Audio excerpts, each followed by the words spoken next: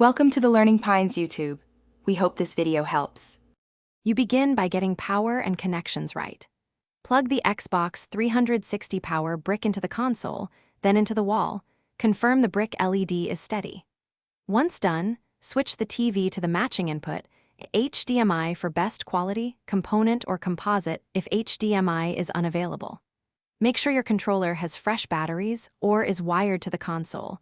This gives you control as soon as the system boots. Do these before anything else, so the console and TV can communicate reliably. Now focus on AV details so picture and sound are optimized. Connect HDMI from the Xbox 360 to the TV and choose that HDMI input. HDMI carries both audio and video, so it's the simplest. If using component or composite cables, match colors exactly and plug audio into the TV or receiver. Component gives higher quality than composite. Once connected, power on the console and watch for the Xbox start up green lights and sound. If you don't hear audio, recheck the finish by configuring the display and signing in so you're ready to play. Go to Settings, then Display, and choose the recommended resolution and 16:9 aspect ratio. Adjust TV color settings if colors look off.